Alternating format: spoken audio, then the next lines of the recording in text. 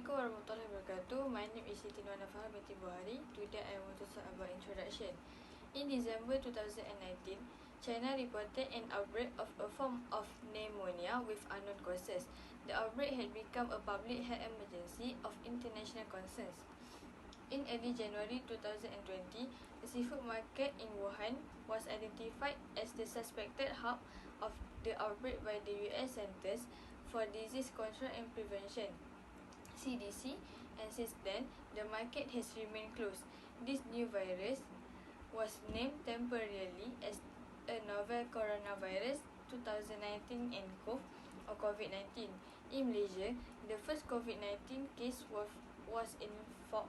confirmed on 25th January 2020, which involved 3 Chinese citizens who had entered Johor Bahru, Malaysia via Singapore on 23rd January 2020.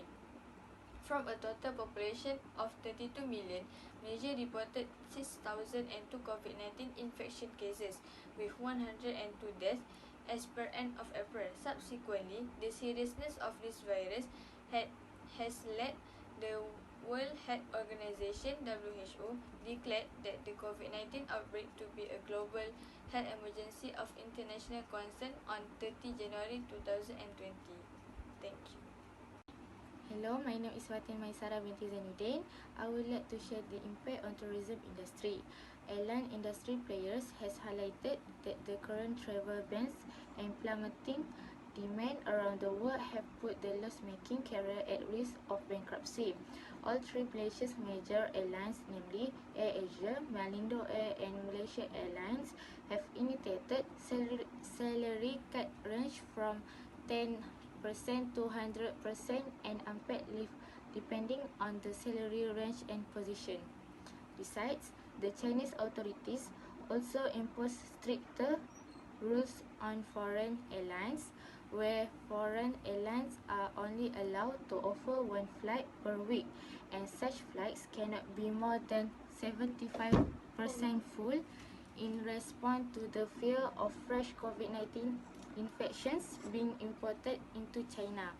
The drastic loss of both revenue and profit for all three major Malaysian-based airlines, which has resulted in a high risk of bankruptcy, has caused the airlines to ask the government of Malaysia to step in to provide support to the airline industry. Thank you. Hello, Assalamualaikum warahmatullahi wabarakatuh. My name is Azrianel bin Muhammad Rizal from Group 3 and I'm here to present for subject Transportation Operation in Tourism. So what I'm gonna say today is about impact of COVID-19 pandemic on transportation segment of Malaysia travel and tourism industry. So basically, when COVID-19 hit Malaysia in 25th January, and getting worse in March, Malaysia's government decided to close national border and started to lock down the country to protect people from this deadly disease. About the tourism, all the tourists around the world that want to come to Malaysia during this COVID time, so sorry to say, because Malaysia government has closed the border and not allowed any visitor. Luckily, in this time, tourism industry in Malaysia has been open again and transportation travel has working as usual, but with some condition and SOPs.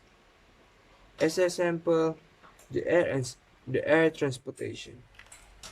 When the COVID-19 hits Malaysia, many airlines agency has fired its pilot, cabin crew and staffs. It's causing many workers in tourism industry become jobless and tourism in Malaysia falls. When the COVID slowly decreasing, the tourism industry slowly recovering from the down and to help tourism industry in Malaysia. Assalamualaikum warahmatullahi wabarakatuh. My name is Atira binti Muhammad Resli. COVID-19's growing impact on the transportation sector.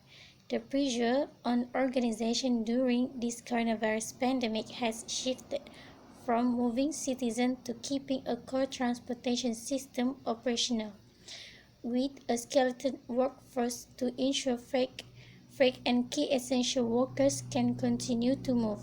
A secondary effect of this shift is the sudden change in sources of revenue for transportation operators, with many experiencing an unexpected shortfall in their finances. Organizations will need to plan ahead to ensure that the transportation network will be ready for a return to normal operation when the coronavirus pandemic lockdown measures are lifted.